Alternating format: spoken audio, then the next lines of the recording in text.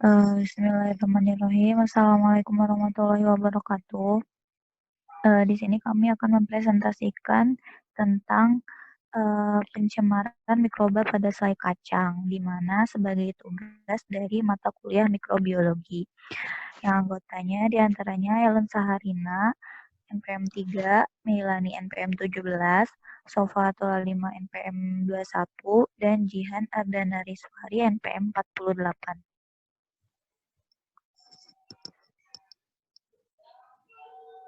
Yang pertama ada pengertian selai kacang. Selai kacang itu merupakan produk olahan dengan bahan hampir 100% kacang tanah.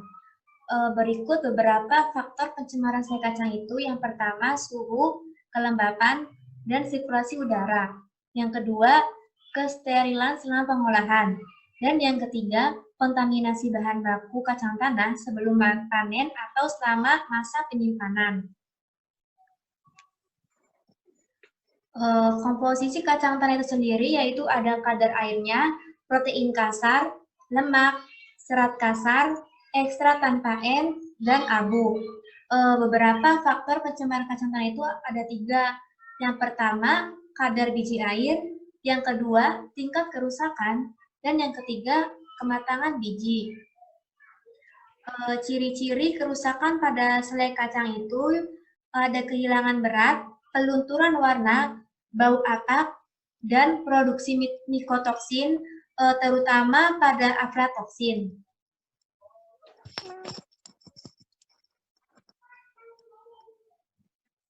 Selanjutnya, pencemaran selai kacang dapat diakibatkan oleh kapang, seperti Aspergillus flavus dan Aspergillus parasiticus yang dapat menyebabkan gejala seperti muntah-muntah, sakit perut, paru-paru membengkak, kejang, koma, kanker hati, bahkan menyebabkan kematian. Selain itu ada juga kapang penicillium yang dapat menyebabkan gejala seperti kanker hati, degenerasi hati, demam, pembengkakan otak, ginjal, dan gangguan saraf. Selain kapang, pencemaran selai kacang juga dapat disebabkan oleh bakteri seperti Salmonella sp dan Escherichia coli. Gejala yang disebabkan oleh Salmonella yaitu sakit perut, sakit kepala, demam, diare, mual, dan muntah. Sedangkan yang diakibatkan oleh Escherichia coli seperti diare bercampur darah, kram perut, muntah-muntah, dan terkadang kematian.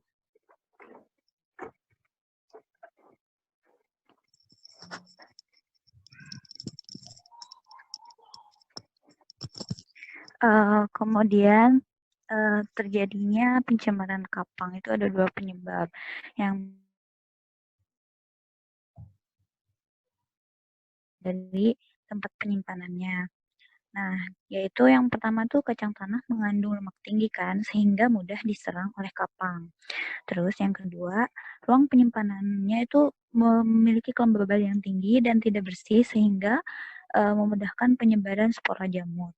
Kemudian ada penyebab yang kedua yaitu di mana dari pengemasannya sendiri, yaitu pengemasan yang tidak baik yang memungkinkan masuknya air, oksigen, atau bau-bau lain. Kemudian pertumbuhan jamur dan pembentukan aflatoksin yang membutuhkan kadar air lebih dari 14% dengan suhu minimal 25 derajat Celcius dan adanya oksigen. Di mana aflatoksin ini merupakan toksin atau senyawa, segolongan senyawa toksik yang berasal dari fungi yaitu mikotoksin yang dikenal mematikan dan karsinogenik atau yang dapat menyebabkan penyakit bagi manusia dan hewan. Kemudian bagaimana cara pencegahannya itu bisa dilakukan saat prapanen dan pasca panen, yaitu dengan pengendalian penyakit daun, dengan penggunaan varietas tanah dan aplikasi fungisida. Kemudian menghindari kekeringan yang dilakukan dengan pengairan sekaligus untuk menghindari kenaikan suhu dan memenuhi kebutuhan hadat tanaman dengan pemberian kapur.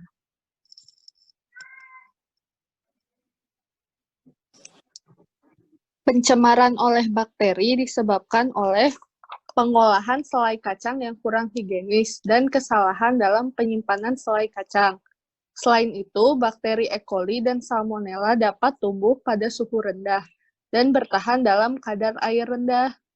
Cara mencegah pencemaran bakteri adalah menyimpan selai kacang di dalam lemari, sebab populasi E. coli dan Salmonella berkurang lebih cepat pada suhu ruangan, yaitu kurang lebih 25 derajat Celcius, daripada suhu rendah seperti di lemari pendingin.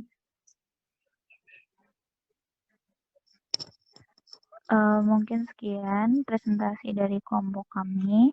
Mohon maaf banyak kekurangan dan terima kasih atas perhatiannya.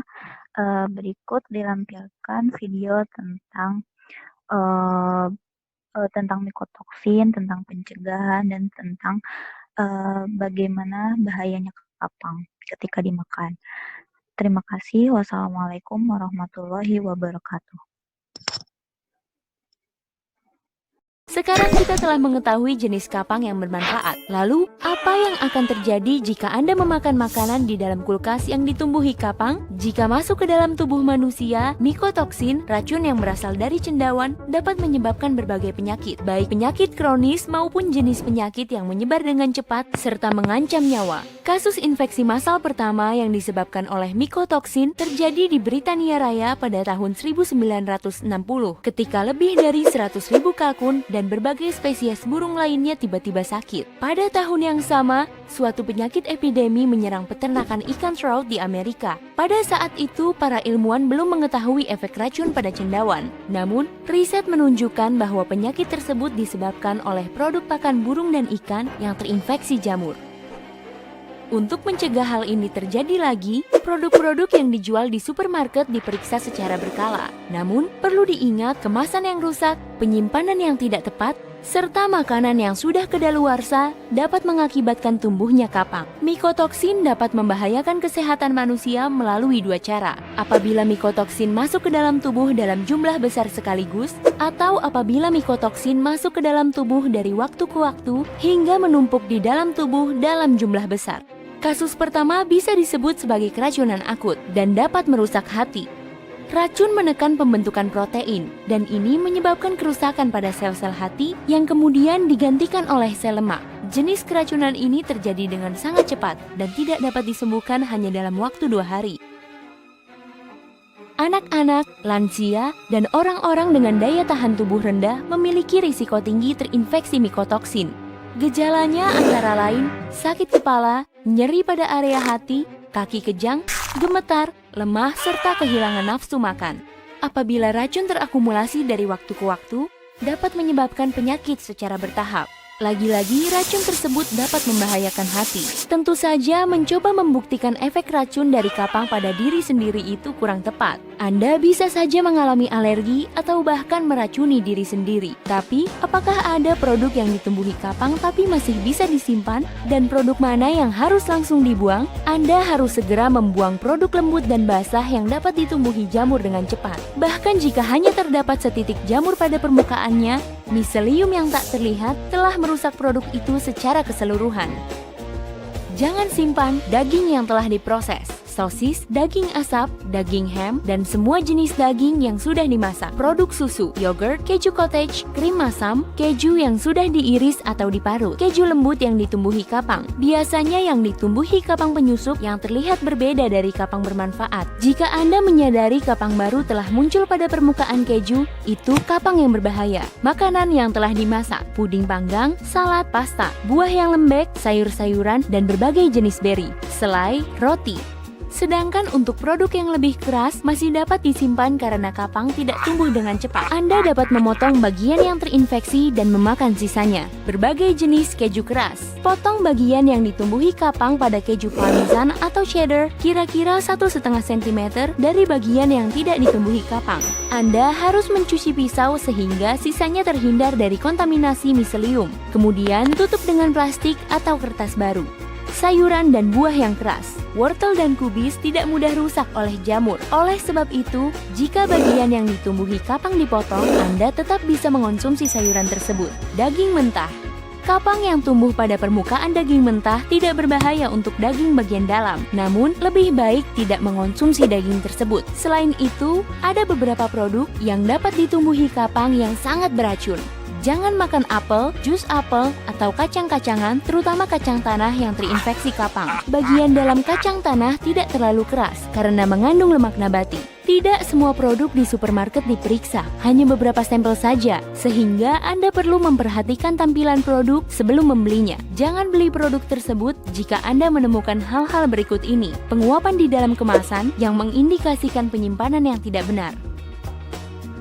Produk yang hampir atau sudah kedaluarsa, produk yang sudah tidak segar. Kacang-kacangan seharusnya berwarna keemasan atau kecoklatan, tidak terdapat noda atau tercium bau yang mencurigakan.